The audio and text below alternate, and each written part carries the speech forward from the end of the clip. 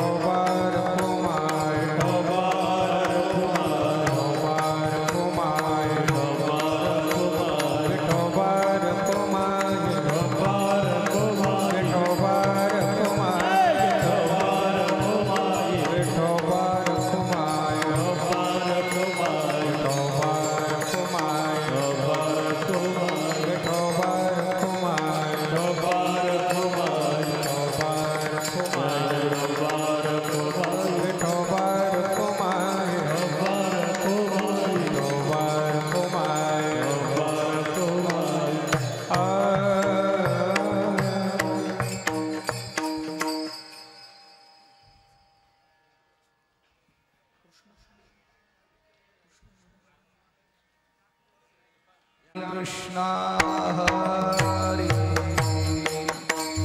जय जय राम कृष्ण हरे जय जय राम कृष्ण हरे जय राम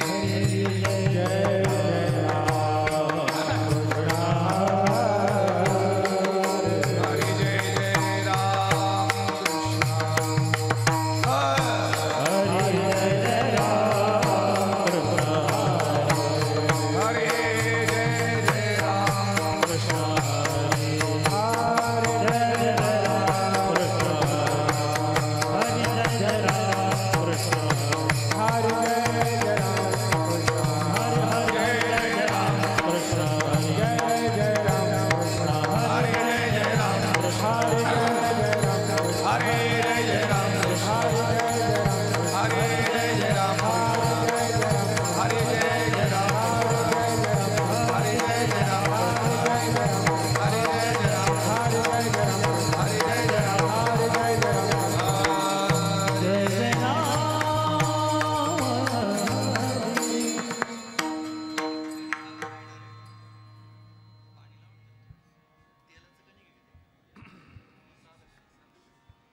आलोचने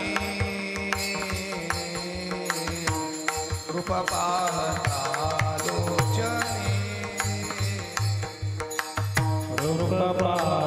रूपपाहतालोचने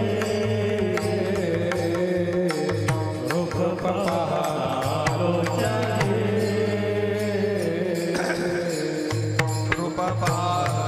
रूपपाहतालोचने लोचने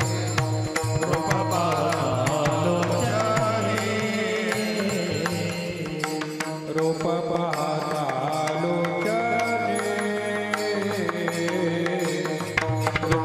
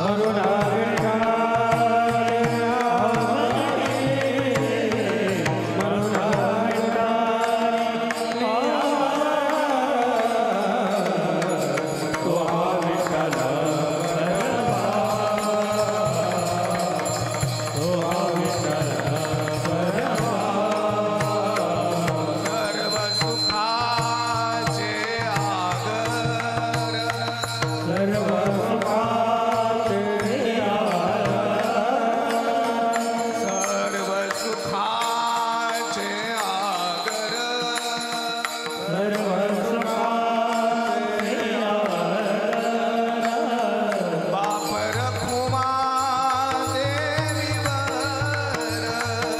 बापर खुमा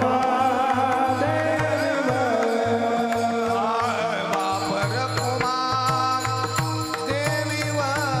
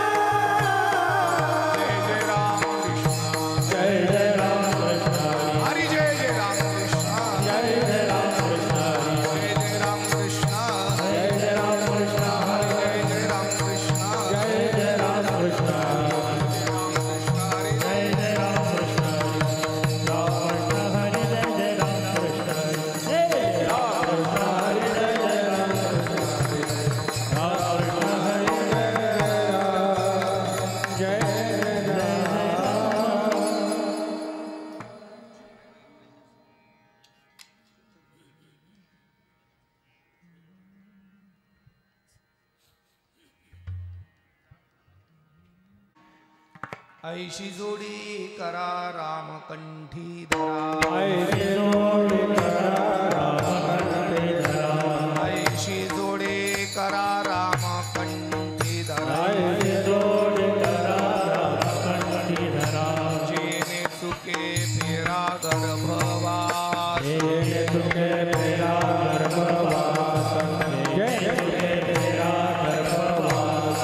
नाशिवंत आटे प्रिया पुत्र नाशिवंत आटे प्रिया पुत्र बीज ज्याचा शिण त्याची फळ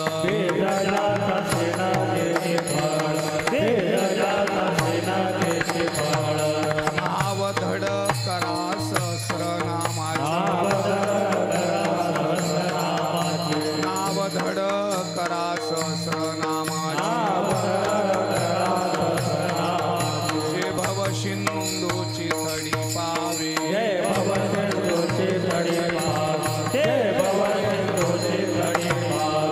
नाशिवंत आटे प्रिया पुत्र नाशिवंत आटे प्रिया पुत्र बीज ज्याचा शिण त्याची फळ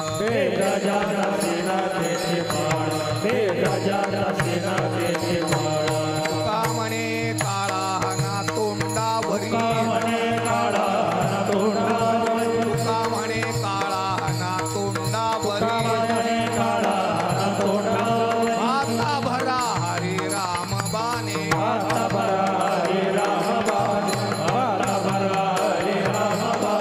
नाशिवंत आटे प्रिया पुत्र नाशिवंत आटे प्रिया पुत्र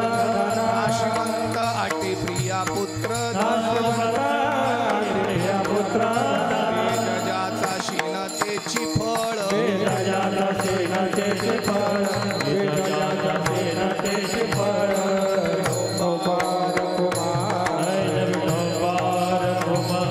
विठोबार कुमाये जय जय विठोबार कुमाये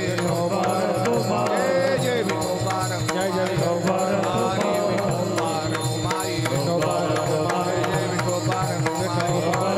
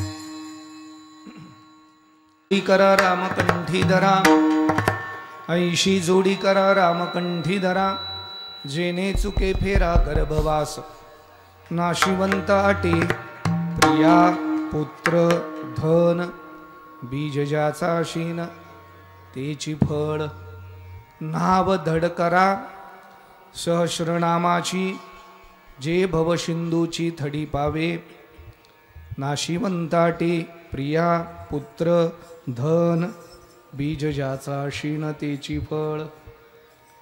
तुका म्हणे काळा हाना तोंडावरी, भाता भरी हरी रामबाणे, नाशिवंताटे प्रिया पुत्र धन, बीज ज्याचा शीण तेची फळ. पांडुरंगा करू प्रथम,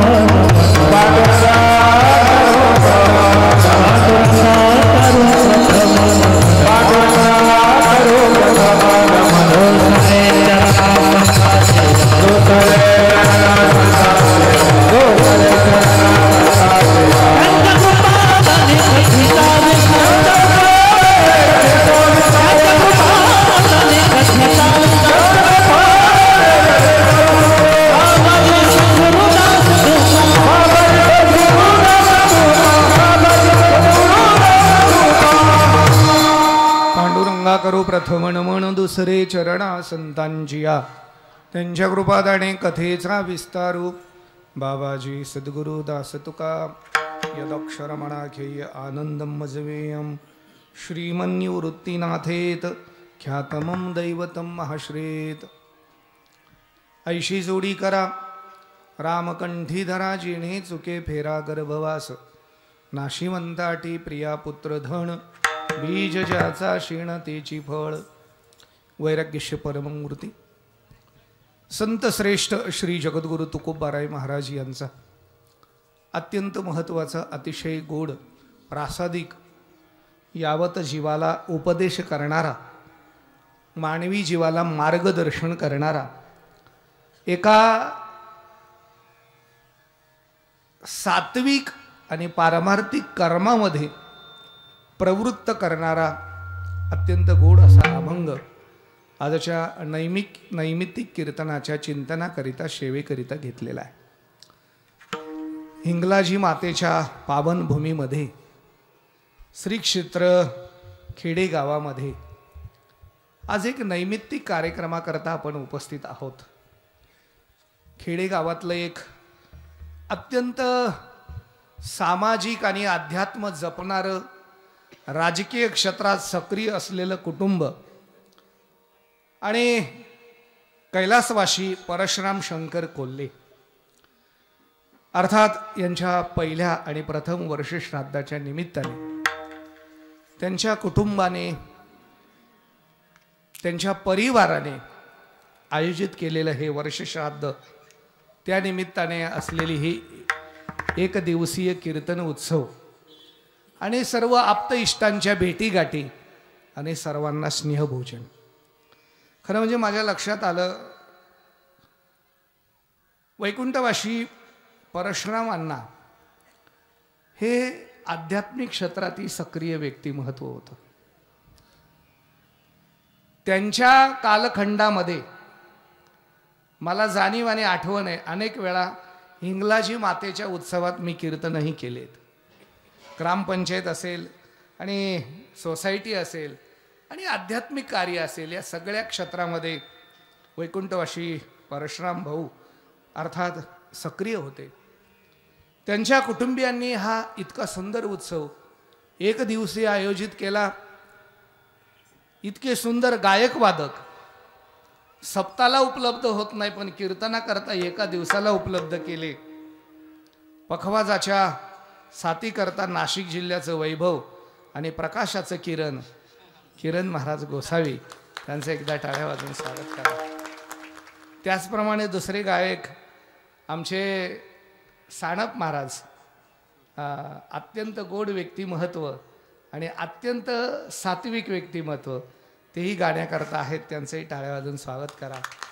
आपल्या नाशिक जिल्ह्याचं आणि निफाड तालुक्याचं वैभव आमचे नवनाथ महाराज, नाही का, अतिशय कमी वेळात त्यांनी ह्या क्षेत्रामध्ये आपलं स्वतःचं अस्तित्व निर्माण केलं, त्यांचंही टाळ्या वाजून स्वागत करा.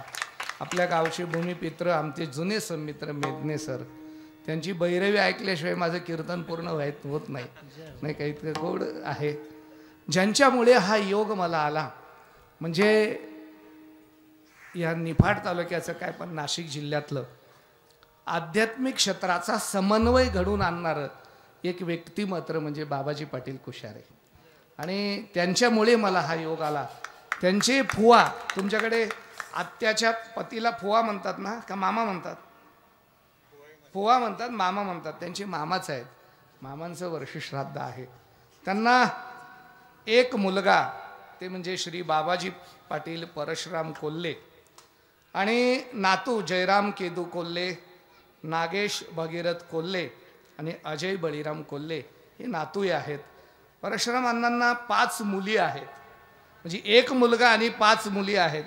त्या 5 मुलीमध्ये एक सत्यभामा लहू मोरे, सौ लता बाळासाहेब क्षीरसागर, सौ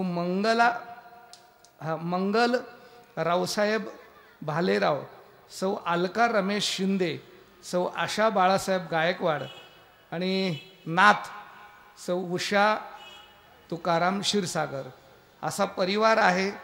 म्हणजे बघा, एक पुतण्या म्हणजे 5 पुतणे, 8 नातू, 6 पंतू, नाही का, असा एवढा मोठा हा यांचा परिवार आहे. आणि त्या निमित्ताने ही कीर्तन आहे. श्राद्धाचं कीर्तन फार वाढवायचं नसतं, आणि मला हेही माहीत आहे, श्राद्धाच्या कीर्तनात कीर्तन ऐकायची मानसिकताही नसते. कधी सुटतं, एकदा कधी कपडे देतो आणि निघतो, अशी भावना असते. पण तरीही थोड्या वेळ, नाही का, आहे म्हणून सेवा करायची. एक दुग्ध शर्करा योग आजच्या कीर्तनामध्ये आहे. तो दुग्ध शर्करा योग असा आहे की नाशिक जिल्ह्याचं नाव ज्यांनी वैभवशील महाराष्ट्रभर प्रसिद्ध केलं, बरं का, ते वैकुंठवाशी. आणि खरं म्हणजे तर माधव महाराजांचे वडील, आमचे जिवलग मित्र, हो ना, किसन महाराज काजळे महाराज, महाराष्ट्रात त्या कालामध्ये फार मोठं नाव होतं. इतकं मोठं नाव होतं किसन महाराजांचं. आणि त्याही पलीकडे सांगतो मी, माझे जिवलग मित्र होते. आम्ही एकदा, बरं का, त्यांचं तांगडीला कीर्तन होतं, तांगडीला, बरं का, तांगडीला कीर्तन होतं. कीर्तन झालं आणि मी मोटरसायकलवरून देवळ्याला त्यांच्या कीर्तनाला आलो. त्यांचं कीर्तन झाल्यावर त्या तांगडी फाट्यावर आम्ही बोलत बसलो. तांगडी फाट्यावर आम्ही बोलत बसलो. कीर्तन झाल्यावर साधारणतः 11-11:30ला बोलत बसलो. तुम्हाला ही गोष्ट पटणार नाही, 5:30 वाजेपर्यंत बोलत बसलो. आणि मग ते गावाकडे गेले आणि मी देवळ्याला गेलो. असं आमचं प्रेम होतं. पण किसन महाराजांच्या नंतर अध्यात्माचं नाव आणि वारकरी संप्रदायाचं नाव त्यांचे सुपुत्र आणि आमचे मानसपुत्र आमचे माधव महाराज काजळेंनी लौकिक केलं. निवृत्तीनाथांच्या सोहळ्याबरोबर दिंडीचं नियोजन केलं. उत्तम दिंडी ते काढतात, उत्तम कीर्तनकार आहेत, उत्तम प्रवचनकार आहेत. आताही प्रवचन करून आलेले आहेत. मला जर माहीत असतं तर आज मला दांडी मारायची होती खरी, पण इकडे असल्यामुळे दांडी मारता सोय नाही, म्हणून मग मला यावं लागलं. कारण माझं त्यांचं स्नेहच तेवढं आहे. म्हणजे निफाड तालुक्यात काय पण नाशिक जिल्ह्यात ती ओळखच माझी त्यांनी निर्माण केलेली आहे. माझ्यावर ते स्वतःवर एवढं प्रेम करत नाही, एवढं माझ्यावर प्रेम करतात बाबाजींना. बाबाजींची कुटिया आहे, कुटियाची सेवा करणारे आमचे महाराज विना घेऊन उभे राहिले. मला असा भाव आहे, बरं का, आज जनार्दन स्वामी प्रत्यक्ष कीर्तनात आहेत.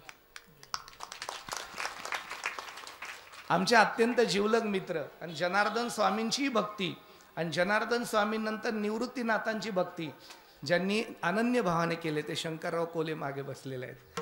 हो, नाही का, ही सगळीच मंडळी आहे. कुणाकुणाचं नाव घेत गेलो तर कुणाकुणाचं राहील. आमची खेड्याची माझ्यावर प्रेम करणारी मंडळी पुढे बसलेली आहे. नियोजित वेळेमध्ये थोडीशी ही सेवा कीर्तनाची आपण समर्पित करणार आहोत. मी फार वेळ घेणार नाही, 12-12:15 सोडतो. काहीच का, मला त्यांनी सूचना दिली, म्हणले 12:15पेक्षा जास्त नको, कारण काय ऊन आहे, पाऊस आहे, नाही का, जाणं आहे, म्हणून थोडीशी सेवा या अभंगाच्या दृष्टीनं करू. ही सगळी आमची प्रेमाची मंडळे. सर्वांच्या चरणी नतमस्तक. मस्तक हे पायावरी, मस्तक हे पायावरी, मस्तक हे पायावरी, वारी संताचा वार करी संताचा, वार रे संताचा वार करे संताचा, वार रे संताचा वार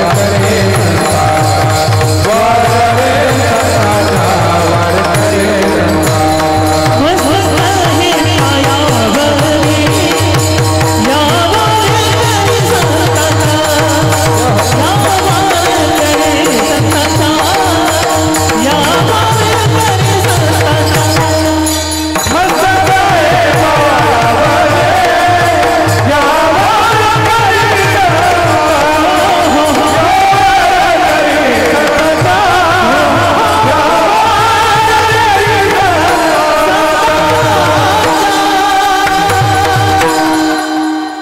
मस्तक हे पायावरी वार करी संतांच्या, ऐशी जोडी करा रामकंठी धरा, जेने चुके फेरा गर्भवास, नाशिवंत अटी प्रिया पुत्र धन, बीज ज्याचा क्षीणतेची फळ. श्री जगद्गुरु तुकोबाराय महाराजांचा अत्यंत गोड मार्गदर्शन करणारा हा अभंग आहे. खरं म्हणजे संत मार्गदर्शनाकरता आले, संत मार्गदर्शना करता येतात आणि म्हणून मानवी जीवाला मार्गदर्शन करतात. संतांच्या अवताराचं प्रयोजन काय असेल तर भूलोकामध्ये येणं, मृत्यू लोकामध्ये अवतार घेणं आणि मृत्यू लोकातल्या प्रत्येक मानवी जीवाला सुख आणि समाधान, आनंदाचं साधन देणं, आनंदाच्या तत्वापर्यंत पोहोचवणं, याकरता वेळोवेळी जे अवतार घेतात ते संत आहेत. नवे नवे स्वतः कितीही दुःखी झाले, स्वतःला कितीही वेदना झाल्या, स्वतःला कितीही त्रास झाला, तरी तो पुन्हा पुन्हा सहन करण्याची क्षमता ठेवून मानवी जीवनाची वेदना त्रास कमी करून मानवी जीवनाला प्रपंचामध्ये नसलेले दोन तत्व, एक आनंद आणि दुसरं सुख देण्याकरता जे प्रयोजित असतात त्यांचं नाव संत असतं. आणि म्हणून संत वेळोवेळी योग्य मार्गदर्शन आपल्याला करत असतात. संतांचं एक वैशिष्ट्य आहे, संत सामाजिकतेचं मार्गदर्शन करतात, संत राजकीयतेचं मार्गदर्शन करतात आणि संत अध्यात्माच्या उंचीचं मार्गदर्शन करतात. संतांकडे असं नाही आहे, ज्ञानेश्वरी उघडल्यानंतर असं नाहीये तुम्ही मनामध्ये विषय ठरवा आणि तो विषय ज्ञानेश्वरीत शोधा, तुम्हाला त्याचं उत्तर मिळेल. तुम्ही मनामध्ये कोणताही विषय ठरवा, तो विषय गाथ्यात शोधा, त्याचं तुम्हाला उत्तर मिळेल. खरं सांगू, जगातल्या प्रत्येक माणसाच्या भावना आणि प्रत्येक माणसाच्या अपेक्षा 9000 ओव्यांमध्ये ज्यांनी प्रगट केल्या त्याचं नाव ज्ञानेश्वरी आहे असं मला वाटतं. 4000 अभंगामध्ये ज्यांनी प्रगट केलं त्याचं नाव गाथा आहे असं मला वाटतं. आणि म्हणून संत महात्मा, परमात्मा आणि जीव या तिघांचे तत्व वेगळे आहेत असं माझं मत आहे. आपण परमात्म्याचा विचार जर केला तर परमात्मा तत्व हे स्वतंत्र आहे. म्हणजे परमात्म्याला कुठल्याही कर्माचं बंधन नाही आणि परमात्मा कुठल्याही कर्मात अडकतही नाही. म्हणून परमात्म्याला कर्तृत्वाचीही बेरीज नाही, वजाबाकी आहे, आणि परमात्म्याला भोक्तृत्वाचीही वजाबाकी आहे. देव कुठल्याही कर्म नाही आणि देवाने केलेलं कर्म ही देवाला कधीही बाधित ठरत नाही. एक साधारण नियम सांगतो तुम्हाला. आम्ही एका श्री बरोबर लग्न केलं, धर्म आणि धर्माला धरून धर्मविवाह केला, तर आम्ही विवाहबद्ध झालो आणि आमचं जीवन संसारिक झालं. एक जरी पत्नी असेल तरी त्या माणसाला कोणी ब्रह्मचारी म्हणेल का? एक पत्नी आहे, ती सोडून गेली तरी चालेल, पण त्याला ब्रह्मचारी म्हणेल का? नाही. एक पत्नी जरी केली तरी आमचं ब्रह्मचार्य गेलं, पण 16,108 जरी पत्न्या केला तरी तो ब्रह्मचारी आहे. तुका माने नटधारी भोग भोग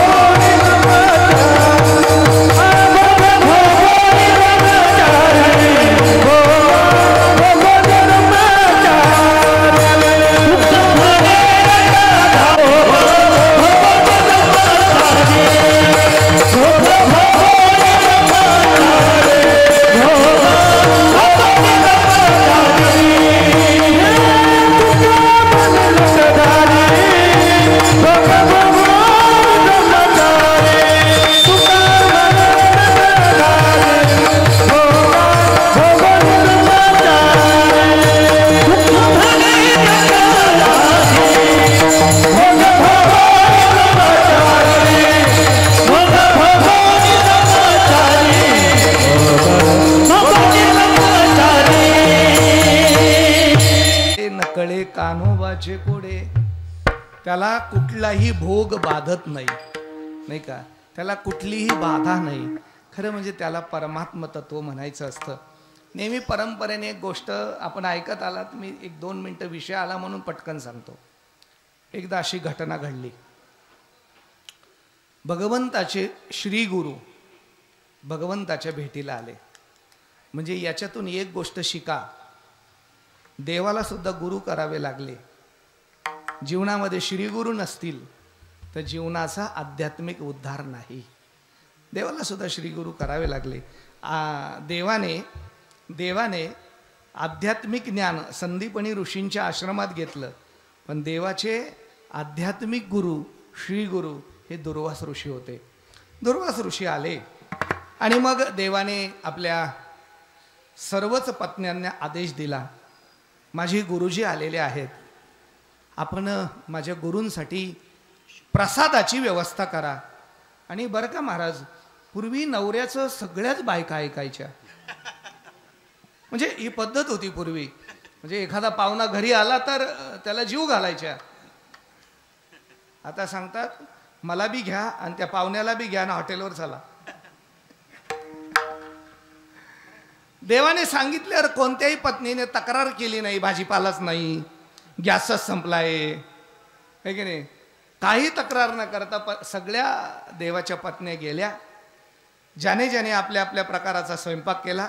कोणी कोशिंबिऱ्या केल्या, कोणी पापड केले, कोणी लोणचं केलं, कोणी कोरड्या भाज्या केल्या, कोणी पालेभाज्या केल्या, कोणी कंदमुळे भाज्या केल्या, कोणी मिठाई केल्या, कोणी वेगवेगळ्या प्रकारच्या पोळ्या केल्या, कोणी वेगवेगळ्या प्रकारचे भात केले.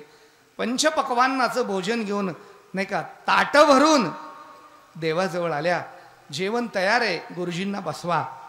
देव म्हणले इथं नाही गुरुजी, यमुनेला पूर असल्यामुळे ते यमुनेच्या पलीकडे आहेत, तुम्ही तेवढं जा, माझ्या गुरुजींना प्रसाद द्या आणि परत या. ते म्हणले काय चेष्टा करतात देवा, अहो यमुनेला जर पूर आहे तर आम्ही कसे जाऊ. यमुनेला पूर असेल, तुमचे गुरुजी येऊ शकत नसतील तर आम्ही कसे जाऊ. देवाने सांगितलं त्या यमुनेला माझा निरोप सांगा. आता इथं ऐका तुम्ही, यमुनेला माझा निरोप सांगा. 16,108 पत्नी असून सुद्धा मी जर ब्रह्मचारी असेल तर तिला म्हणा वाट दे. त्या म्हणले तुम्ही निरोप बदलता का एवढा, का निरप्या बदलता, हे आम्हाला नका ना शिकवू तुम्ही. चव करायला लागल्या, एकमेकात कुसबुस करायला लागल्या बाया. म्हणजे त्याच्यावरून मला एक गोष्ट कळाली, देवाची बायको झाली तरी देव कळाला नाही. देव कळण्याकरता देवाची बायको नाही तर देवाचा भक्त व्हावा लागतो आणि ज्ञानेश्वरी गाथाच वाचावा लागतो. देव चिडले, जा माझा निरोप सांगा. बाकीच्या म्हणणे चला बाई अपमान होईल तर त्याचा होईल, आपलं काय एवढं. सगळ्या गेल्या. ती म्हणे तू सांग बाई, मी नाही सांगणार. ती म्हणे मी नाही सांगणार. एक गोपिका पुढे गेली, सांगितलं यमुना माते, आमचा कृष्ण परमात्मा ब्रह्मचारी असेल तर आम्हाला जाण्याकरता वाट दे. आणि चमत्कार घडला, यमुना थांबली आणि मध्ये वाट झाली. पुढे गेले. खरं म्हणजे निळोबारायांची सुद्धा एक गवळण आहे, मज भूल पडली कैशा परी, अम्मा भोगुनी हा म्हणे ब्रह्मचारी, दिली वाट यमुना माय खरी गे. महाराज तिकडे गेल्या, स्वामीजींना भोजन दिलं. स्वामीजी बी असा होता, डायबिटीज नाही, बीपी नाही. आत्ताच्या बऱ्याच स्वामींना डायबिटीज आहे, बऱ्याच स्वामींना बीपी आहे. आता ती बीपी कशामुळे बी वाढते स्वामींची. रिकामे उद्योग करत बसतात, आहे की नाही. स्वामीजींनी रिकामे उद्योग करू नये, कीर्तनकाराने रिकामे उद्योग करू नये, नाही का. बीपी वाढेल असं काही वागू नये, नाही का. असो 60,000 खंड अन्न खाऊन तृप्त झाले पाहिजे की नाही. तृप्त झाले. गोपिकांनी दर्शन घेतलं आणि आशीर्वाद दिला. म्हटले आता आम्हाला जाण्याकरता व्यवस्था करा. म्हटले काय झालं. म्हटले तिखंड येताना कृष्णाचा निरोप सांगितला, यमुनेला आमचा कृष्ण ब्रह्मचारी असेल तर वाट दे. मग आता ऋषी म्हटले आता माझा निरोप सांगा, 60,000 खंड्या खाऊन मी उपाशी असेल तर वाट दे. 16 सहस्र स्त्रिया ब्रह्मचारी कैसा निर्हारी दुर्वासा नवला नोहे निर्हारी दुर्वासा नवला नोहे 16 सहस्र नारी ब्रह्मचारी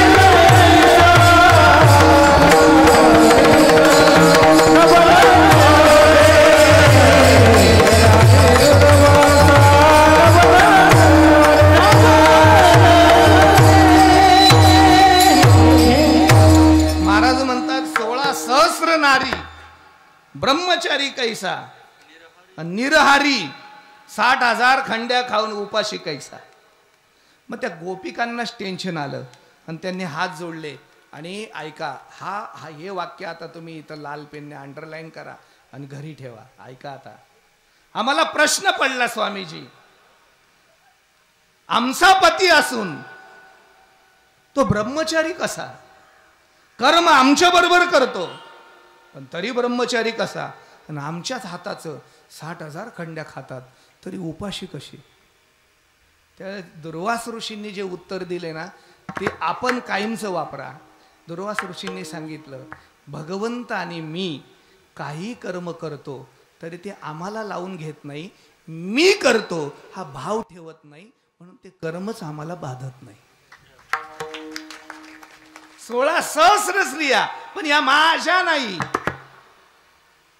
हा भाव जिथं आला कर्म बांधत नाही. हे मी खाल्लं, हे मी केलं, हा मी. खरं सांगू का, हे माझं म्हटलं की अडचण आली. द्विअक्षरस्तु भ्रमेन मृत्यू त्रिअक्षरम ब्रह्म शाश्वतम ममेतेच भ्रमेन मृत्यू न मम इतेच शाश्वत.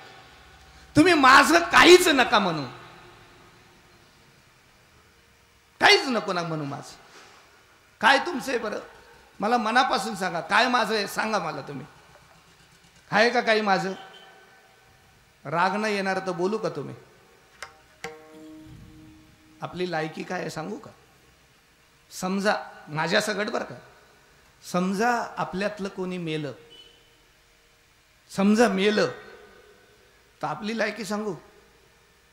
आपला पोरगा आपल्याला पेटवत राहील आणि जमलेलं लोक व्हॉट्सअप खेळत राहतील स्मशानभूमीत. ज्यांच्याकडे व्हॉट्सअप नाही ना ते विधानसभेला कोण निवडून येईल त्याच्यावर चर्चा करत राहतील. तुमच्याकडे लक्ष नसणार आहे. एखाद दोन फार जवळचे असतील, लाज वाटू नये म्हणून तुमचं स्टेटस ठेवतील आणि संध्याकाळी भाऊबंद जेवायला येतील. याच्या पलीकडे आपली लायकी नाही 10 दिवसानंतर कोणी विचारणार नाही. मग कशाला ममेत, कशाला माझं म्हणतात, कशाला मोह करतात? नाही नाही, कधीतरी लक्षात घ्या, या मोहाच्या पायी ममत्वाच्या पायी मोठी मोठी बर्बाद झाले. या देशाचा राजा होता एक, या देशाचा राजा होता आणि एक अन दोन नाही 100 पोरं होते. किती पोरं होते? 100 पोरं होते. आला का राजा लक्षात? धृतराष्ट्र. 100 पोरं आहेत, एवढा मोठा राजा आहे. काही नाही, भगवंत शिष्टाचार करतायत. काही नाही, थोडे 1-5 गावं यांना फक्त करून खायला देणे, विषय मिटव ना. पण म्हातारं पोराच्या मोहामध्ये अडकलेलं होतं. म्हातारं ऐकलं नाही आणि ऐकलं नाही, मोहात अडकलं आणि ऐकलं नाही, 100 पोरं गमून बसलं. पांडवांचं राज्य आलं. पूर्वी ना भाऊबंदकी फार चांगली होती. म्हणजे पांडवांनी, अर्जुनाने आणि धर्मराजाने विचार केला, 100 पोरं मेली, कौरव मेली, आपला वैर संपला, आपला चुलता आहे. आज चुलत्याला आपल्यानंतर कोणीच नाहीये. आपल्या चुलताचा आदर आपण केला पाहिजे. ऐकताय का तुम्ही? आपल्या चुलत्याचा आदर आपण केला पाहिजे. धर्मराजाबरोबर धृतराष्ट्राचं आसन केलं आणि त्या राजगादीवर धृतराष्ट्राला बसवलं आसनाच्या शेजारी. अर्जुनाला मान्य होतं, धर्माला मान्य होतं, पण भीम जरा गुडघ्यात डोकं होतं. ते म्हणले हे नाही गड्या खरं. यांनी एवढं छळलं आणि हे म्हातारं पुन्हा इथं येऊन बसलं. म्हणले याला मानसिक खच्चीकरण करायचं. आणि तो भीम त्या धृतराष्ट्राजवळ जायचा आणि त्याला सांगायचं काय माहितीये का किरण महाराज, तुझे पोरं कशी मारली, कसा गदा घातला, कसं डोकं फुटलं, कशी मांडी तुटली, कसं रक्त वाहत होतं, कसा तडफडत होता. आता हे ऐकायला गोड वाटेल का बापाला? त्याला वेदना व्हायच्या, डोळ्यात अश्रू पडायचे, पंचपक्वान जेवायला यायचं पण खाऊ वाटायचं नाही. शेवटी इतका त्रस्त झाला आणि धर्मराजाला म्हणलं, हो मला खाऊ बी देत नाही, जगू बी देत नाही, त्यापेक्षा मला एखाद्या देवभूमीत सोडा. रथात बसवलं आणि देवभूमीत सोडून आले महाराज. हरिद्वारला सोडून आले. हरिद्वार ऋषिकेशच्या परिसरात राहिला आणि बाबाजी अण्णा 100 पोरांचा बाप, या देशाचा राजा, एक दिवशी आंधळा जंगलात भटकता भटकता जंगलाला आग लागली आणि त्या आगीमध्ये होरपळून मरून गेला. कोणी पाणी सुद्धा दिलं नाही आणि कोणी दावं सुद्धा केलं नाही. एक लक्षात घ्या, या देशाचा राजा 100 पोरांचा बाप मोहापाटी जर एवढा बरबाद होत असेल तर तुम्ही मोह का धरतात? कर्मापेक्षा अलग राहण्याला शिका. देव म्हणतात आम्ही कर्म बाधत नाही, कारण ते मी करतो हा भावच नाही. दुसरं जे तत्व आहे ते संत. संतांच्या बाबतीत कर्म आहे पण कर्माचा भोग नाही आणि कर्माची भोगाची अपेक्षा नाही. संत कार्य करतात, कर्तृत्व करतात, पण कुठल्याही कार्यामागे फळाची अपेक्षा ठेवत नाही. ही फार मोठी गोष्ट आहे महाराज. निरपेक्षतेने कार्य करणं ही साधूची भूमिका आहे आणि सापेक्षतेने कार्य करणं ही मानवी जीवाची भूमिका आहे. इतके निरपेक्ष 4-4.5 अभंग महाराष्ट्राला दिल्यावर कुठेही त्याचा उल्लेख नाही की माझा विशेष उल्लेख करावा. कुठेही त्याची अपेक्षा नाही की कीर्तनकाराने जर याच्यावर 40,000 घेतले तर मला 5% परत द्यावे देऊ संस्थानला. अशी घटना तरी करायला पाहिजे होती ना तुकोबारायांनी. म्हणजे एका तुकोबारायाच्या अभंगावर एक कीर्तनकार गाडीही घेतो, बंगलाही बांधतो आणि सन्मानानेही जगतो. पण ते तुकोबारायांनी कधी सन्मानाचा विचार केला नाही. मज पामर आहे काय थोरपण हीची वान पायीवरी. निरपेक्ष भूमिका आहे महाराज. एक झाड आहे, एका माणसाने काय केलं, बगीचा केला. बगीचा अशी झाडं लावली त्याच्या गार्डन मध्ये. काही फुलांची झाडं लावली, काही शोची झाडं लावली. त्याच्यामध्ये एक बांबूचं झाड लावलं, वेळू म्हणतात त्याला. सगळी झाडांना पाणी घालत होता, सगळी झाडं मोठी होत होता. 2 वर्ष झालं ते वेळू काही वाढत नव्हतं. ते म्हणले काय वैतागलं महाराज, काही कामाचं नाही हे वेळू. पण पाणी घालणं बंद केलं नाही. 2 वर्षांनी वेळू मात्र सगळ्या झाडांच्या उंच गेला. बाकीच्या झाडांचं आयुष्य संपलं आणि वेळू मात्र उंच वाढत राहिला. त्या उंच वाढणाऱ्या वेळूकडे ज्ञानोबारायांनी बघितलं आणि ज्ञानोबाराय म्हणतात या वेळूची केवढी कमाल आहे. उंच वाढतो, या वेळूला माहित आहे मला फळही येणार नाही आणि मला फुलही येणार नाही. फळही नाही आणि फुलही नाही याची अपेक्षा न करता आपली उंची जो वाढवत राहतो तो वेळूसारखा संत राहतो. एकची वेळे वेळू झाडे वांज जैशी. तर वांज आहे ते वेळूचं झाड ज्ञानोबाराय म्हणतात. पण त्याचं वाढणं थांबत नाही. तसं लोकांनी निंदा करू द्या, नाही तर लोकांनी वंदन करू द्या, लोकांनी स्तुती करू द्या, नाही तर लोकांनी नावं ठेवू द्या. जगाच्या कल्याणाचं कार्य करणं संतांचं कधी बंद होत नाही. जगाच्या कल्याणाचं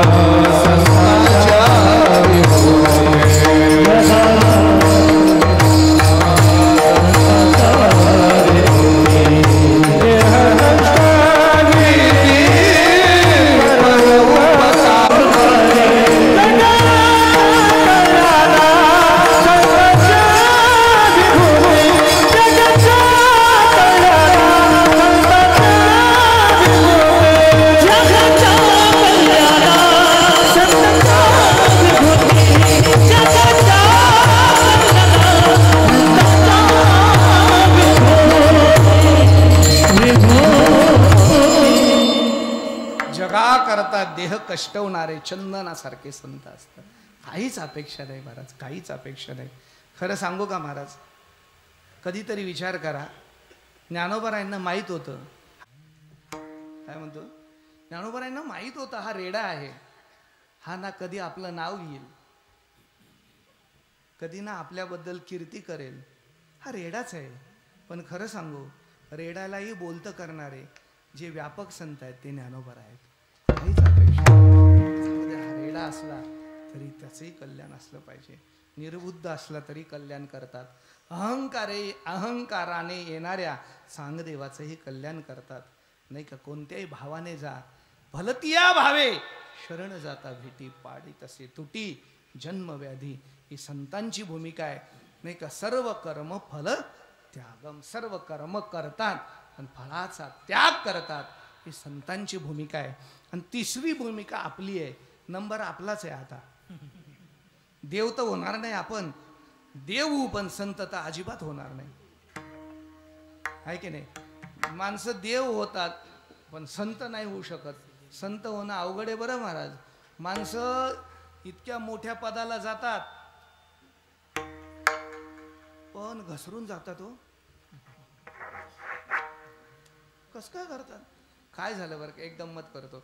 एका गावात खंडेरावाचं मंदिर बांधलं. कोणाचं? खंडोबाचं मंदिर बांधलं. जुनं मंदिर होतं, जीर्णोद्धार केला. कौतुक म्हणून नाही, पण सावरगाव असं गाव आहे, सगळ्या मंदिराचा जीर्णोद्धार केला. खंडोबाचा जीर्णोद्धार केला, रामरायाचा जीर्णोद्धार केला, हनुमंताचा जीर्णोद्धार केला, शनी भगवंताचाही जीर्णोद्धार केला आणि जनार्दन स्वामींची कुटीचा बी जीर्णोद्धार केला. ते खंडोबाचा जीर्णोद्धार त्या गावाने केला. आता ती मूर्ती बनवायला टाकली नवीन. आणि मग त्या मूर्तिकाराला सांगितलं होतं आमची प्राणप्रतिष्ठा या महिन्यात आहे, तू या दिवसापर्यंत मूर्ती दे. पण असं म्हणतात बरं का, राग नका मानू. कपडे शिवणारा टेलर आणि मूर्ती बनवणारा कारागीर वेळेवर दिली तर तो कारागीरच नाही. ही जुनी गोष्ट आहे. हा, अहो आगल्या दिवशी गेले मूर्ती घ्यायला आणि मूर्तीच तयार नाही. गावकरी चिडले. अरे काय? ते म्हणले बघा प्राणप्रतिष्ठा कधी आहे? म्हणले परवा आहे. मग उद्या संध्याकाळपर्यंत देतो ना. अरे पण मूर्खा, अरे उद्या सकाळी मिरवणूक आहे ना. आता थोडंच काम राहिले, अशी अर्धवट कशी देऊ? त्याच्यात एक शाना गावकरी होता. ते म्हणले बघा मिरवणुकीचाच विषय आहे ना, आपण मिरवणूक ऍडजस्ट करू. ते लोक म्हणले बाकीचे म्हणले कसं काय ऍडजस्ट करणार? ते म्हणले खंडोबाचं प्रतीक काय आहे? कुत्रा आहे. मग आपण एखादं चांगलं पाळलेलं कुत्र, लाडकं कुत्र खंडोबा म्हणून बसवू ना आपण रथात. आणि उद्या संध्याकाळी मूर्ती तर प्रतिष्ठेला येणारच आहे. त्यांनी श्रीमंताचं, गाडीत फिरणारं, बिस्किट खाणारं, लाडकं डॉली धुवून सून भंडार लावून मिरवणुकीला बसवलं. मिरवणूक सुरू झाली. भजनी मंडळ, पुढे डीजे वाले, त्याच्या पुढे बँडवाले. मिरवणूक अशी ऐश्वर्यात सुरू झाली. हे पण असं आठ टक टक टक बघायला लागलं. अडचण त्याचीच नव्हती, पण हे रथात बसलं हे गल्लीतल्यांना कळालं आणि त्यांचं डोकं उठलं आणि लागले ना त्याच्यावर बुकायला. खालून बुकायचे.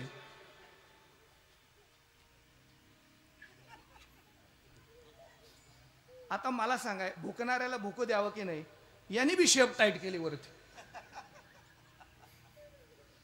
तिथले ब्राह्मण बा म्हणले आजच्या दिवस तरी आज तू देव आहे. अरे तू देव आहे, या पदाला गेला, तुझी लायकी आता मोठी झाली, तू नको भुकू, त्यांना भुकू दे ना. नाही हे गुरगुरायला लागलं वरून. लोक म्हणले हे आज लायकीचे, हे फोटो ठेवा पण याला खाली उतरवा पहिले. विठाला विठाला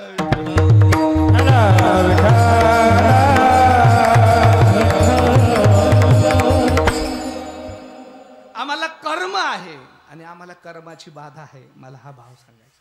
मानवी जीवाला केलेलं कर्म हे भोगावंच लागतं. आपल्याला त्याचा विस्तार फार करायचा नाही.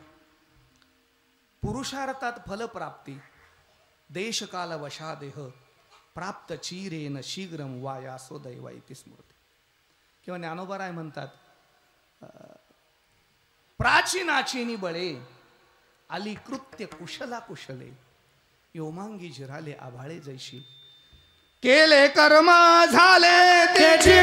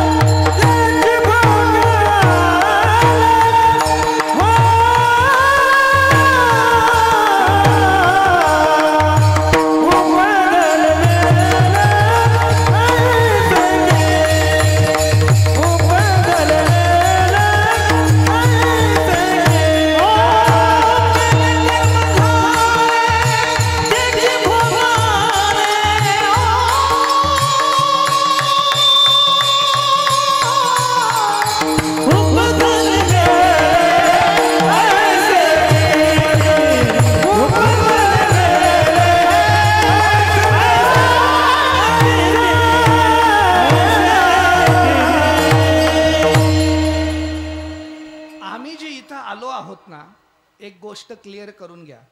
आम्ही जे इथं आलो आहोत आणि आम्ही जे जगतो आहोत ना, हे सुख, दुःख, वेदना, भव, रोग आणि आनंद ह्या जे जीवनामध्ये आम्ही भोगतोय ना, हे आत्ताचं काहीच नाही, मागच्या जन्माचा बँक बॅलन्स आहे.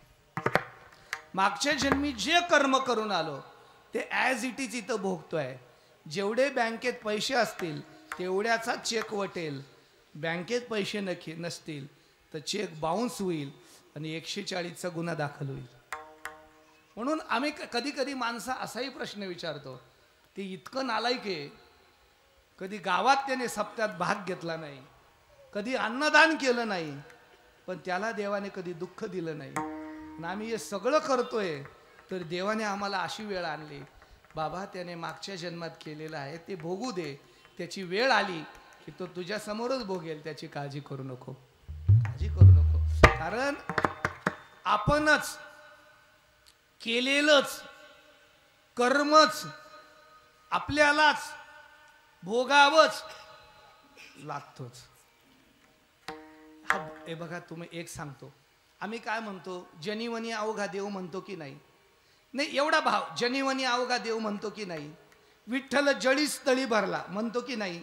सर्वांच्या हृदय देशी म्हणतो की नाही? मग चार भिंतीच्या आड जरी तू काही वाईट कर्म केलं तर हे विसरू नको, त्या चार भिंतीच्या आड बघायला समाजातलं कोणी नाही, पण जनिवनी असलेला सूक्ष्म पहिला परमात्मा तुझं वाईट कर्म बघतोय आणि ती चित्रगुप्ताकडे नोंद पाठवतोय, लक्षात ठेवा. ही नाही नाही नाही तसंच आहे महाराज, भ्रमात राहू नका तुम्ही. बरं जाऊ द्या, 2 मिनिटं घेतोच.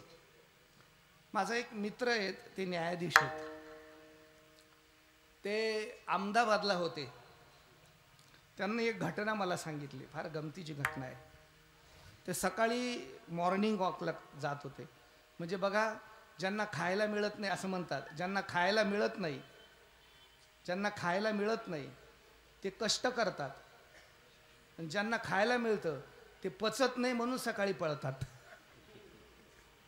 ज्यांना खायला मिळत नाही तो 100 किलोचं पोतं 1 मिनिटात उचलतो. ज्याला अर्धी चपाती खाल्ली जात नाही ती पचवायला तो 2 किलोमीटर सकाळी पळतो. साहेब सकाळी मॉर्निंग वॉक घेत होते.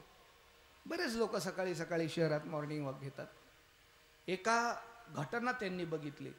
घटना अशी होती बाबाजींना, एका ग्रस्ताला एकाने येऊन धरलं आणि त्याच्या पोटात चाकू खुपसला. 2-3 चाकू खुपसले, तो जागेवर पडला आणि तो माणूस मेला. कोणासमोर? कोणासमोर? न्यायाधीशासमोर. न्यायाधीश म्हटले, आता इथं बोलण्यात मजा नाही, तोही पळून गेला. काही दिवसात तो गुन्हा पोलिसांनी दाखल केला, त्याचा पंचनामा केला, त्याचे रक्ताचे नमुने, चाकूचे नमुने काय असेल ते सगळं पोलिसांनी केलं आणि आरोपी कोर्टात हजर केला. आणि काय योगायोग, यांच्याच कोर्टात केस आली. आणि माधव महाराज, आश्चर्य याच्या पुढचं तुम्हाला वाटेल, पोलिसांनी जो धरून आणला तो वेगळाच आणला, कठाड्यात वेगळाच उभा केला. साहेब म्हटले, आरोपी तर मी पाहिलाय, हा तर वेगळाच उभा आहे. पण हे बघा, न्याय हा पुराव्यावर चालतो, आहे की नाही, व्यक्तीवर चालत नाही. केस सुरू झाली, वर्षभर तपासण्या सुरू झाल्या, हा पुरावा तो पुरावा, पंचनामा, हे ते, वर्षात सगळं तपासून झालं. आणि आश्चर्याचा धक्का मिळेल तुम्हाला, जो आरोपी होता त्याच्यावर खुनाचा गुन्हा सिद्ध झाला. आता काय करायचं? त्या गुन्ह्याला फाशी हीच सजा होती. लटलटत्या हाताने कोर्टाने सही केली आणि ऑर्डर केली, गुन्हेगाराला फाशीची सजा. अंग कोरडं पडलं, घामाघूम झाले जज. आणि त्यांना जाणीव होती की मी एका निअपराध्याला फाशी देतोय, पण करू काय, पुरावे त्याच्याच बाजूने आहेत. त्या आरोपीने एक इच्छा व्यक्त केली, मला फक्त एकदा साहेबांना भेटू द्या. साहेब म्हणले, बरं होईल, मला बी भेटू द्या. अँटी चेंबर मध्ये त्या आरोप्याला आणि साहेबांना भेटला आणि तो ढासा रडून साहेबांना म्हणू लागला, साहेब मी खरंच हा खून नाही केलेला, मला फाशी देताय तुम्ही. साहेब म्हणले, खरंच तू केलेला नाही, मला पण माहिती, पण करू काय, मी निमित्त आहे. पण न्याय देवता तिथं बसलेली आहे आणि त्या न्याय देवतेची इच्छा आहे की तू फासावर जावा. ही माझी इच्छा नाही आहे, कारण न्याय देवतेची इच्छा आहे तू फासावर जावा, म्हणून तर न्याय देवतेने तुझ्या विरोधात पुरावे उभे केले. आणि माझा न्याय देवतेवर विश्वास आहे, त्यापेक्षा मी महाराष्ट्रातला आहे, माझ्या घरानं वारकरी आहे, माझा कर्मावर विश्वास आहे. 100% हा तू खून केला नाही याची मला खात्री आहे, पण आपण दोघंच आहे, कधीतरी तू खून केला असेल एवढं मात्र नक्की आहे. आणि मग तो आरोपी बोलायला लागला, म्हणजे साहेब आता फासावरच जायचंय तर तुम्हाला सांगूनच टाकतो, याच्या आधी 3 केलेत, याच्या आधी 3 खून केले, पण एकदाहीच पोलिसाला सापडलो नाही. हा खून मी केला नाही तरी विनाकारत याच्यात गुंतलो. साहेब म्हणले, तेव्हा तुझं पुण्यकर्म चालू होतं म्हणून काही बी पचून गेलं, आता तुझं पाप कर्म सुरू झालं म्हणून तुला केलेल्या कर्माचा भोग भोगावाच लागेल. विठ्ठल विठ्ठल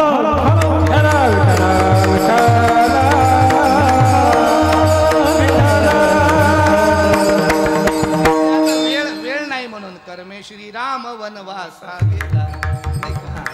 पुढे पुढे पुढे सगळं बघून द्या तुम्ही. कर्म करावंच लागतं. आता मला मदत तुमची हवी आहे. तुम्ही ऐकताय ना कीर्तन, आम्हाला कर्म तर करायचंच आहे, करावंच लागतंय. कर्म केल्याशिवाय पर्याय आहे का? संग जव प्रकृतीचा तो त्यागून गडे कर्माचा. श्वास चालू आहे म्हणजे कर्म चालू आहे. ज्या दिवशी श्वास बंद होईल त्या दिवशी कर्म बंद होईल. मग कर्म तर चालूच आहे. माझं असं मत आहे तुम्हाला, कालपर्यंत नाही आत्तापर्यंत 11:55 पर्यंत 30 सप्टेंबर 2024 दुपारी 11:55 पर्यंत जे कर्म केलं ते अज्ञानात गेलं. झालं ते झालं, पण 11:56 आता तरी चांगलं कर्म करायला काय हरकत आहे? मागे गेलं तर गेलं, ते अज्ञानात झालं, पण आजपासून असा विचार काय करायला हरकत आहे की माझ्यासाठी दैवत म्हणजे माझे माता पिता आहेत. असा विचार काय करायला हरकत आहे, मला काही नाही देता आलं तर चालेल, पण आयुष्यभर माझ्यामुळे एखाद्याच्या डोळ्यात अश्रू नाही आला पाहिजे, माझ्यामुळे एखाद्याला वेदना नाही झाल्या पाहिजे, माझ्यामुळे माझ्या गावाचं नाव बदनाम नाही झालं पाहिजे. मला माणूस म्हणून जन्माला येताना या धर्मासाठी देशासाठी मला काहीतरी करता आलं पाहिजे. आणि तेही पुढे जाऊन सांगून देतो, भगवंताने पुण्याईने मला महाराष्ट्रात जन्म दिला.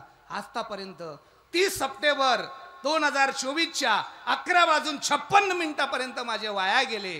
आता मी याच्यानंतर तुळशीची माळ घातली पाहिजे आणि रोज ज्ञानेश्वरी वाचली पाहिजे. असं जर ठरवलं तर काय बिघडणार? नाही, भूत झालं ते झालं, पण पुढे तर चांगलं आहे ना. संधी आहे ना तुम्हाला. कोणता क्षण? एक सांगू का? बघा, तुम्ही एक कल्पना करून बघा, काय विचार करायचा आत्ता. बरं का, आत्ता असा विचार करायचा, हा माझा आयुष्यातला शेवटचा क्षण आहे. काय म्हणतो मी? असा विचार करायचा, हा माझा आयुष्यातला शेवटचा क्षण आहे. आता पुढच्या क्षणाला मी मरणारच आहे. मग त्यापेक्षा एकच क्षण माझा राहिला आहे, तर घ्या ना आनंदाने जगून. एकदा एक माणूस नाथ महाराजांकडे गेला आणि नाथ महाराजांना प्रश्न विचारला. म्हणजे माझे 2 प्रश्न आहेत. म्हणले, सांगा. माझा पहिला प्रश्न आहे, नाथ महाराज, माझा मृत्यू कधी होणार आहे? आणि दुसरा प्रश्न आहे, तुम्ही आनंदी का राहतात? आम्हाला का आनंद मिळत नाही? आनंदी जगण्याचा मंत्र काय आहे? नाथ महाराज म्हणजे पहिल्या प्रश्नाचं उत्तर देतो आधी, तुझा मृत्यू कधी आहे? तर नाथ महाराज म्हणले, तुझा मृत्यू आजपासून 7व्या दिवशी आहे. तुम्ही ऐकताय का? आता तुम्ही मोजा, तुमचा बी माझा बी 7व्या दिवशी आहे. आज सोमवार आहे ना, एक तर मंगळवारी आहे, नाही तर बुधवारी आहे, नाही तर गुरुवारी आहे, नाही तर शुक्रवारी आहे, नाही तर शनिवारी आहे, नाही तर रविवारी आहे. नाही तर सोमवारी तरी आहेच. याच्यापेक्षा वेगळा वार आहे. मग तुम्ही असा विचार करा, 7व्या दिवशीच तुझा मृत्यू होणार आहे. त्याने पुढचं उत्तरच ऐकलं नाही. 7व्या दिवशी मरणार आहे याच्यानेच घाबरला, गेला घरी. आणि घरी जाताना विचार केला, आता माझा नीट ऐका. तो म्हणले 7व्या दिवशीच मरणार आहे, मग घेऊ ना जगून. आता असंही मरायचंच आहे आता 7व्या दिवशी, जगून घेऊ ना. मग पहिलं काम केलं, 1.5 फूट बांधासाठी 22 वर्ष कोर्टात केस चालू आहे. सख्या भावाबरोबर, सख्या भावाला बोलून घेतलं. म्हणले काय करायचं भांडून भांडून, मी असा 7व्या दिवशी मरणारच आहे आणि मलाही पोरग नाहीये. हे 1.5 फूट बांध नाही, तू 10 फूट काढून घे, पण कोर्टातलं भांडण मिटून घे. ज्यांच्याशी भांडण होता त्याच्याशी प्रेमाने बोलू लागला. निषिद्ध विषयाचं सेवन करणं बंद केलं. गळ्यात पवित्र तुळशीची माळ घातली. गीता भागवत वाचायला सुरुवात केली आणि गीता भागवताच्या वाचनाने आनंद होऊ लागला, आनंद घेऊ लागला. कशाचंच दुःख नाही, कशाचा द्वेष नाही, कशाचा मच्छर नाही. त्या आनंदामध्ये 7 दिवस कुठे निघून गेले, 9 दिवस होऊन गेले. मग लक्षात आलं 7व्या दिवशी मरणार होतो, 2 दिवस वाढवा झाले, महाराजांकडे जाऊया. पुन्हा महाराजांकडे गेला. महाराज 7व्या दिवशी मरणार होतो, आज तर 9वा दिवस आला. महाराजांनी सांगितलं, तू 7व्या दिवशी मरणार होता, पण 7 दिवस मरणार होता याची बी आठवण तुला राहिली नाही का? तू कुणाशीच द्वेष मत्सराने वागला नाही आणि स्वतःच्या जीवनाच्या आनंदात जगला. माझं असं म्हणणं आहे, 7 दिवस जसा आनंदात जगला तसं जोपर्यंत शेवटचा श्वास आहे तसा जग, म्हणजे जीवनाचा आनंद मिळेल. अरे चांगलं कर्म करा, करायचंच आहे ना. 80 का हो न करा काही, मग करायचं. असं का नाही करत तुम्ही? करणे ते हेच करा. मग महाराज तुम्ही आम्हाला सांगा नेमकं काय करा. महाराज अभंगाच्या पहिल्या ऐसे जोडी करा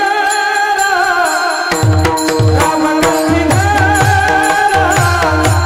ऐसे जोडी करा रामभक्ती करा, ऐसे जोडी करा रामभक्ती करा, ऐसे जोडी करा रामभक्ती करा, ऐसे जोडी करा रामभक्ती करा.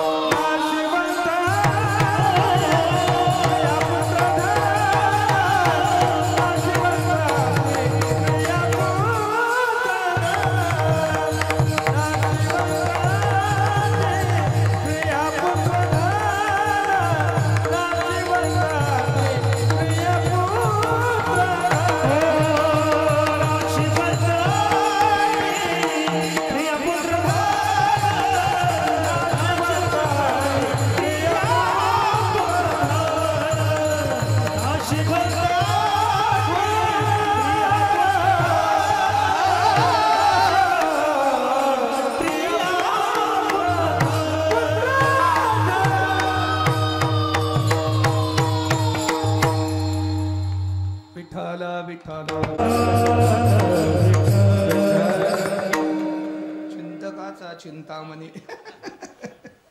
चिंतामणी महाराज असल्यावर काय बघायचं. छान. मग करायचंच आहे ना कर्म आम्हाला. मग महाराज म्हणतात असं तसं करण्यापेक्षा एक प्रामुख्याने कर्म करा. काय करा? रामकंठात धरा. ऐशी जोडी करा. बाकीच्या जोडी कामात येत नाही बरं. कोणाची बी जोड करा ती फुटतच असते. कधी जोड फुटेल सांगता येत नाही. राजकारणातली तर अजिबात धरू नका, ती कधी बी फुटते. पण खरं सांगू, जिच्या बरोबर आयुष्यासाठी जगण्याचा विचार केला ती सुद्धा जोड टिकत नाही. एक कोरोनात जाते तर हा शिल्लक राहतो, नाही तर हा जातो तर ती शिल्लक राहते. अशी जोडी कुणाची टिकत नाही. एक सांगू का, या जगातलं कोणतंच नातं तुम्हाला कामी येत नाही आणि कोणतंच नातं तुमच्या बरोबर टिकत नाही. काळाची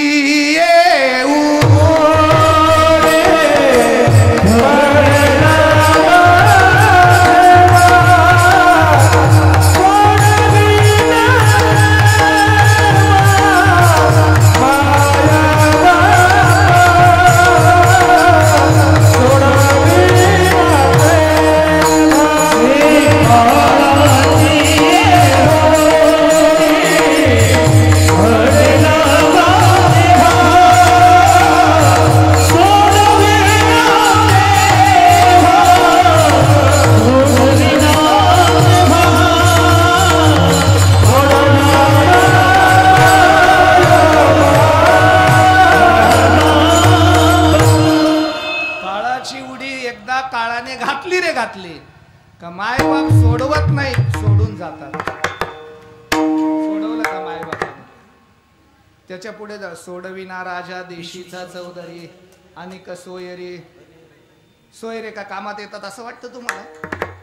राजा कामात येतो असं वाटतं तुम्हाला? आणि पूर्वीचे राजे तर नक्की कामात यायचे. आत्ताचे राजे अजिबात कामात येणार नाही, तुम्ही लक्षात घ्या. हा सोडविना. आणि सोयरे तर काय झालं, कोरोनामध्ये कीर्तनकारालाही काही काम नव्हतं. मग दुसरं काम सुरू केलं, लग्न जमवायचे काम सुरू केले. एक पुण्यातली नाही का पोरगी होती, नाशिकचा नवरदेव होता. दोघांचं लग्न एका कीर्तनकाराने जमवलं. आता पुण्यातली पोरगी नाशिकचा पोरगा बघायला आला ना, तेव्हा बघितलं तर पोराची 10 मजली माडीच होती नाशिकमध्ये. म्हणजे एवढी मोठी माडी आहे, काय बाकी विचारत बसावं. आणि पोरीचा बाप बघायला ऑडी गाडीमध्ये आला. म्हणजे बापी एवढा श्रीमंत, गेलं लग्न जमून. आला ना कोरोना आला. घरावर HDFCचं लोन होतं, सगळे हप्ते थकले. घराला कुलूप लावायलाच आले बँकवाले. तो नाशिकवाला म्हणतो, तुम्ही 2 दिवस मला मुदत द्या, माझा व्यय लई मोठा आहे सोयरा, पुण्यात जातो, सगळे पैसे उसने आणतो आणि तुमचे भरून टाकतो. पण त्याला काय माहिती, त्याची पण ऑडी ओढायला ICICI बँकवाले आले होते. तो म्हणले 2 दिवस थांबा, नाशिकच्या सोयऱ्याकडे जातो, पैसे आणतो, गाडी नील करतो. ते निघालं पुण्याहून नाशिकला यायला आणि हे निघालं नाशिकहून पुण्याला जायला. आणि आळ्या फाट्यावर दौलत हॉटेलवर दोघांच्या ती चहा घ्यायला बसलो, हे चहा घ्यायला युगायुगाने एकाच टेबलावर. वर पाहिलं, जय हरी. अहो जय हरी, तुम्ही कुठे? ते म्हणले मी तुमच्याकडेच निघालो होतो. म्हणले मी बी तुमच्याकडेच निघालो होतो. काय काढलं होतं? म्हणले जरा HDFCचे हप्ते थकले. ते म्हणले माझी गाडी थकली, तुम्ही तिकडे जा, मी इकडे जातो. कोणी कामात येऊ शकत नाही, सोडवत नाही. आणि कामातच येणार असेल तर एकच कामात येणार आहे, आपुला तो एक देव करुणी. आपुला तो एक देव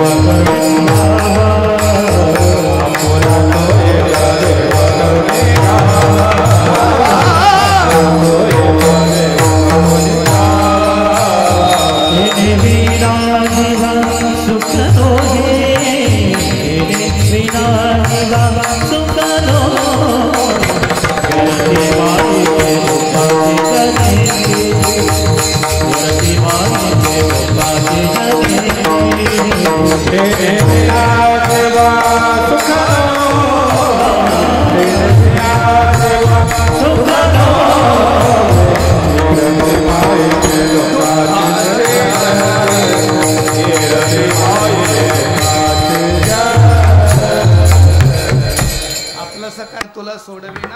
एका चक्रपाणी त्याला आपलंसं करा म्हणजे काय करायचं? देव आपलासा करायचा असेल, राग नका मानू. देव आपलासा करायचा असेल तर नारळ फोडून होत नाही. देव आपलासा करायचा असेल तर नवस करून होत नाही. देव आपलासा करायचा असेल तर आमिष दाखवून होत नाही. देव आपलासा करायचा असेल तर सप्ताह म्हणजे संस्थांना देणग्या देऊन होत नाही. देव जर आपलासा करायचा असेल तर कलियुगामध्ये एकच साधन आहे, तो आपला व्हावा असं वाटत असेल तर त्याचं नामस्मरण करा. कलियुगी उद्धार हरीचा, आईशी जोडी रामकंठी धरा. आता वेळ माझा संपलाय तरी 5 मिनिटं घेतो. रामाची ताकद सांगतो. रावणाचं रामाचं युद्ध चालू होतं. त्याच्यामध्ये इंद्रजित लढायला होता. एकदा लक्ष्मणाला मूर्छा आली इंद्रजिताकडून. ते हनुमंताने वाचवलं. पुन्हा युद्ध सुरू झालं. हनुमंताला टेन्शन आलं. बुद्धिमत्ता वरिष्ठ आधी झाला, आता पुन्हा होऊ नये. हा इंद्रजित कसा मरेल आणि का मरत नाही याचा शोध घेतला पाहिजे. म्हणून हनुमंताने सूक्ष्म रूप घेतलं.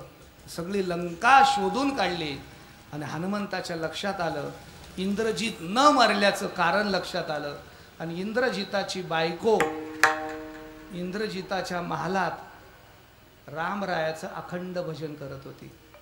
श्रीराम जय राम जय जय राम, श्रीराम जय राम जय जय राम, श्रीराम जय राम जय जय राम, श्रीराम जय राम जय जय राम. आता ऐका, तिच्या कंठामध्ये काय होतं? आता ऐका बरं का. कंठामध्ये राम होता आणि हृदयामध्ये दुसरा राम म्हणजे पती होता. आता पती हृदयात होता आणि कंठात राम होता.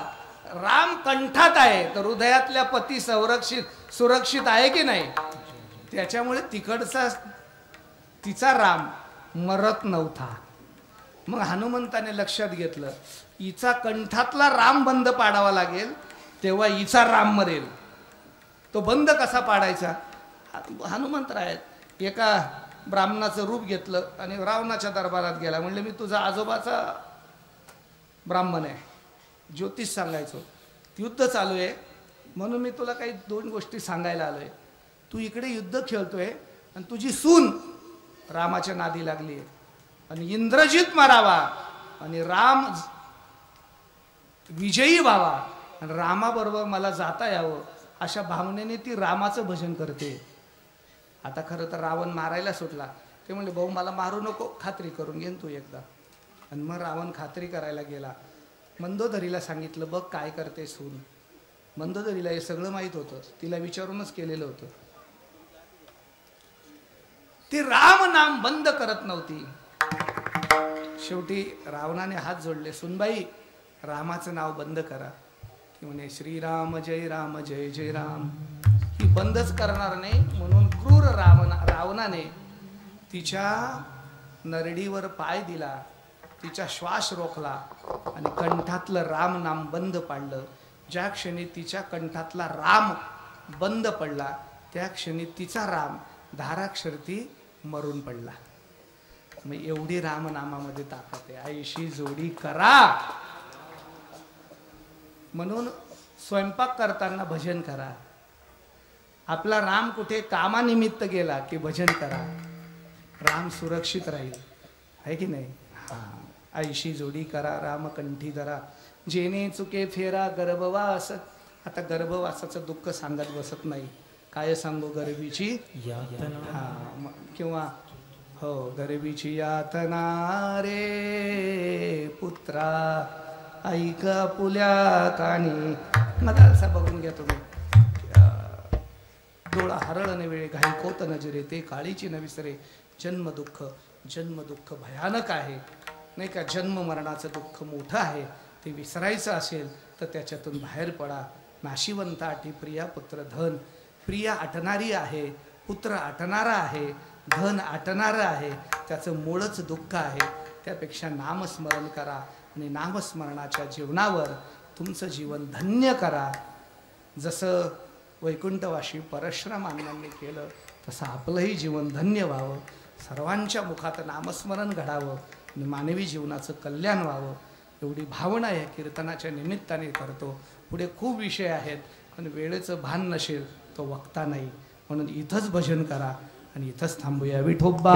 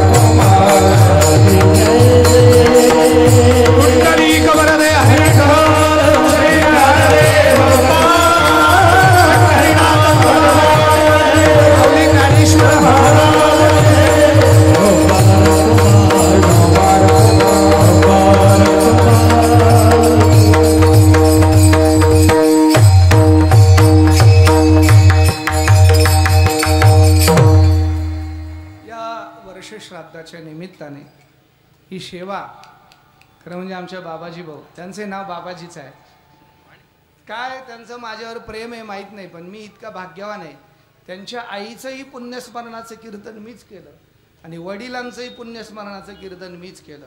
पण मला का भाग्यवान वाटतात की वेगळं श्राद्ध करायची गरज नाही.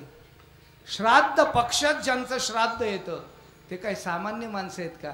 ते 100% मुक्ती आणि मोक्षाला गेलेले माणसं आहेत. एक लक्षात ठेवा, वेगळं श्राद्ध करायची गरज येत नाही. श्राद्ध आता 15 दिवस मोक्षाचं दार उघडे महाराज. हो, ज्याला जायचं त्याने तयारी करायची. फक्त एंडो सल्फान घेऊन जायचं नाही, देवाचं बोलवून आलं पाहिजे, आहे की नाही? हो, पण भाग्यवान आहेत आपण की आपल्या वडील श्राद्ध पक्षात गेले. आणि त्याच्यापेक्षा सांगू का तुम्हाला एक गोष्ट, चांगल्या तिथीला गेले. आज मला वाटतं त्रयोदशी आहे, हा, त्रयोदशीच्या पावन काळावर गेले म्हणून भाग्यवान हात. आणि अजून एक गोष्ट मी नेहमी म्हणतो, वर्ष श्राद्ध करतो आपण, मोठे मोठे कीर्तनकार बोलवतो, गायक वादक बोलवतो, आणि ते केलं पाहिजे, त्याबद्दल माझं दुमतच नाहीये. पण माझं असं मत आहे, ऐका तुम्ही, वर्ष श्राद्धाच्या निमित्ताने आपली आई किंवा वडील जिवंत राहतील असं काम करा. म्हणून मी प्रत्येक वर्ष श्राद्धात सांगत असतो, वर्ष श्राद्धात पंक्ती तर घालाच, पण एक काम करा. काय काम करा? वर्ष श्राद्धाच्या निमित्ताने कमीत कमी 10 ज्ञानेश्वऱ्या आणि 10 गाथा अशा लोकांना द्या की त्यांनी त्या गाथा ज्ञानेश्वरी घरात जाऊन वाचल्या पाहिजे आणि रोज तुमच्या आई वडिलांचा उद्धार झाला पाहिजे. मग ज्याची कपॅसिटी असेल तर 5 द्या, 10 द्या, 15 द्या, 100 द्या, 200 द्या. आणि बाबाजी पाटलांनी ज्ञानेश्वरी गाथा न देता कायम गजर व्हावा म्हणून आपल्या वडिलांच्या पुण्यस्मरणाच्या निमित्ताने भजनी मंडळ श्री क्षेत्र खेडे ह्या भजनी मंडळाला पकवाज भेट द्यायचं ठरवलं. आता टाळ्या वाजवा खरं, म्हणजे जेव्हा जेव्हा पकवाजावर थाप पडेल. म्हणून ही परंपरा कायम निफाडता आल्या का चालू ठेवा. या सगळ्या खर्चामध्ये एखादा पकवाज म्हणा, 10 टाळ म्हणा, विना म्हणा, काहीतरी भजनी मंडळाला द्या, त्याचा गजर होईल. आणि ही परंपरा चांगली बाबाजी पाटील आपण सुरू केली म्हणून तुम्हाला मी धन्यवाद देतो. अशी सेवा घडत राहो. मी वैकुंठवासी परशुराम अण्णांच्या चरणी आम्हा सर्वांच्या वतीने भावपूर्ण श्रद्धांजली वाहतो आणि त्यांना श्रद्धांती करता सर्वांनी 2 मिनिटं भजन करूया आणि त्यांना श्रद्धांजली वाहूया. निवृत्ती ज्ञानदेव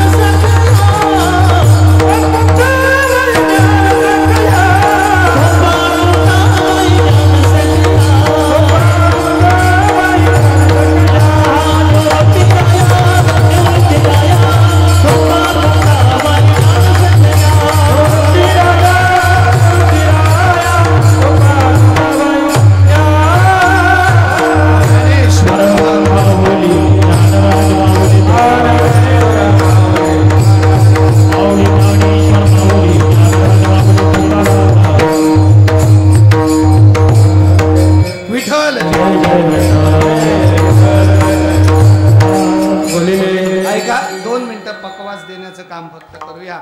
सगळ्यांनी टाळ्या वाजवून स्वागत करा.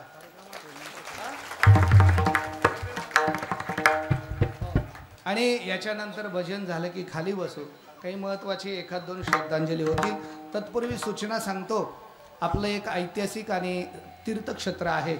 हिंगलाजी मातेचा प्रतिवर्षी उत्सव नवरात्राच्या निमित्ताने होतो. येणाऱ्या 3 ऑक्टोबरपासून तर 12 ऑक्टोबरपर्यंत नवरात्र उत्सव आहेत. या कालात भव्य दिव्य सप्ताह हिंगलाजी मातेच्या मंदिरात होणार आहे. या सर्व कार्यक्रमांचा आपण अवश्य लाभ घ्या. कीर्तनाला जा आणि त्या मातेची कृपा प्राप्त व्हावी म्हणून तिथं अन्नदानाच्या रूपाने वेगवेगळ्या रूपाने सेवा करा असे आव्हान करतो. द्या बोलिले कुरे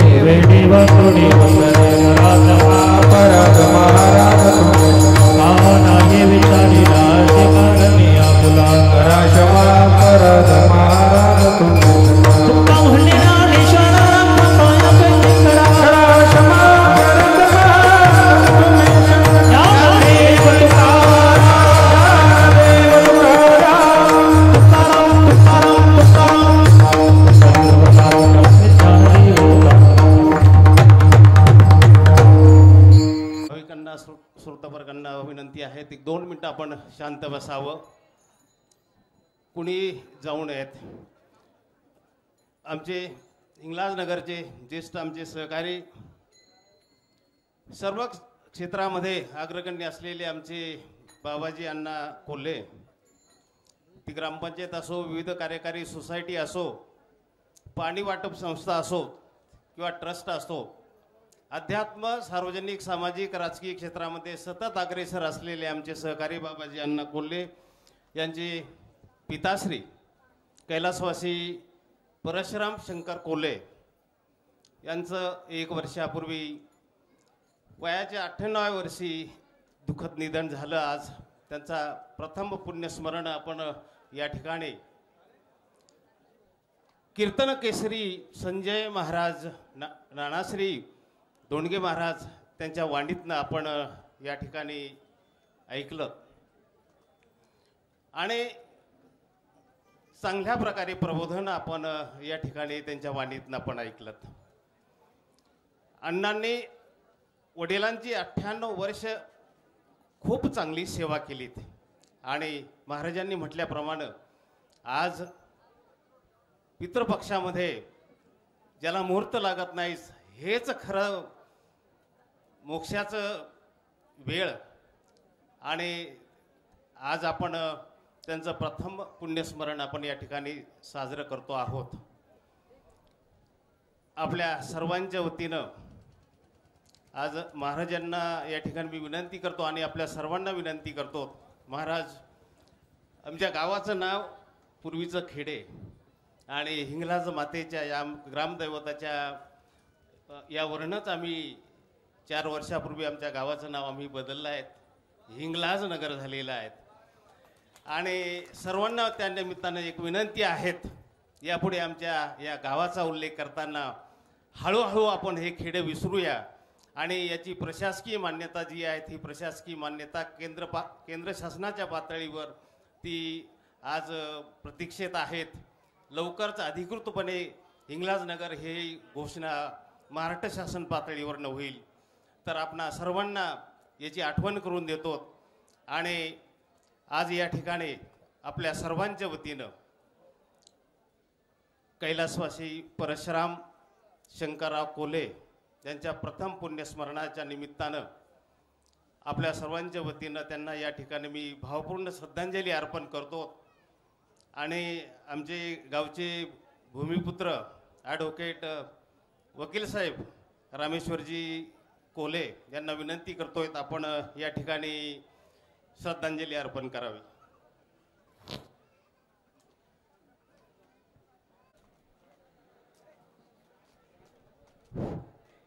खरं तर एक मान्यवर बोलल्यानंतर दुसऱ्याने बोलू नयेत, वेळ झालेला असतो. परंतु सरपंच साहेब यांचे आग्रह असतो, मी आपल्या समोर उभा आहे.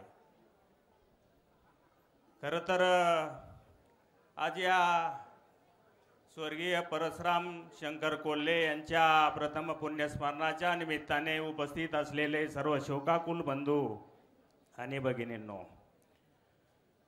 खरं तर गेल्या 1.5 तासांपासून शब्दप्रभू हरिभक्त परायण आदरणीय दोंडगे महाराज यांनी त्यांच्या कीर्तनातनं आपल्या सर्वांनाच मंत्रमुग्ध केलंच आहे.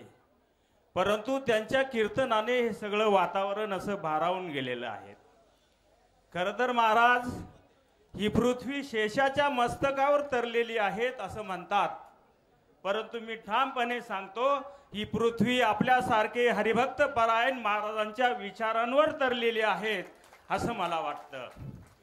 खरं तर अत्यंत सुंदर असं कीर्तन महाराज तुम्ही आमच्या समोर ठेवलं, त्याबद्दल मी परिवाराच्या वतीने आणि उपस्थितांच्या वतीने पहिल्यांदा आपलं आभार मानतो, आपल्याला धन्यवाद देतो.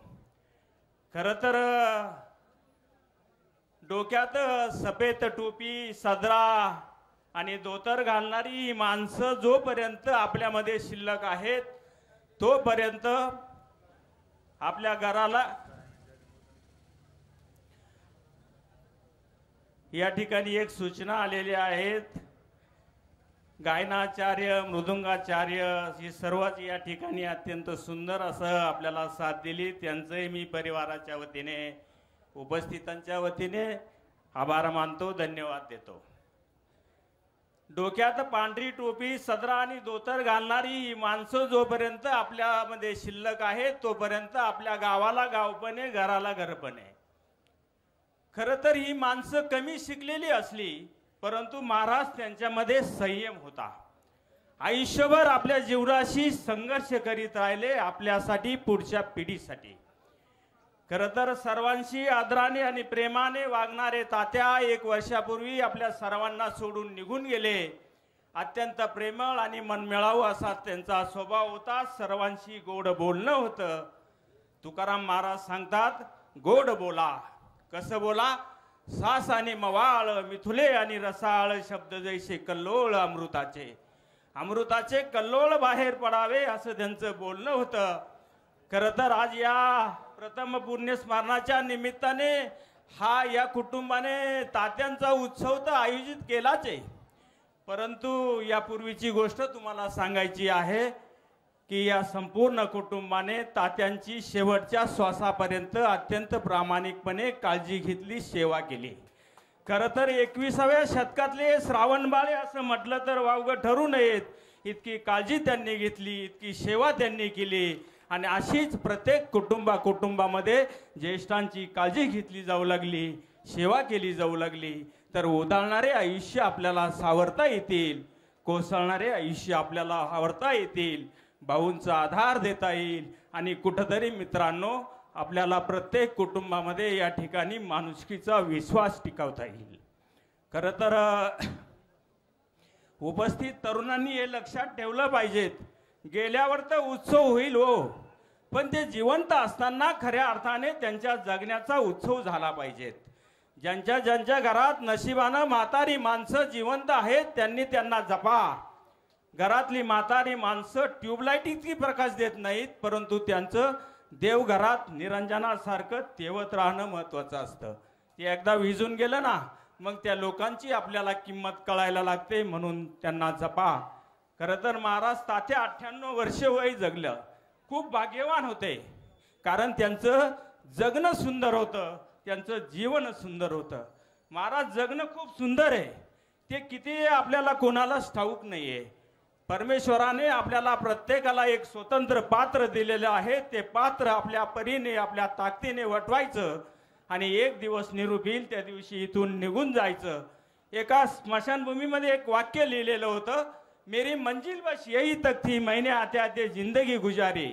आपल्याला सर्वांना शेवटी तिथं जाऊन थांबायचंय, पण तिथपर्यंतचा जो प्रवास आहे ना, तो आपण आपल्या मस्तीत आपल्या धुंदीत आनंदानं जगावं असं मला वाटतं.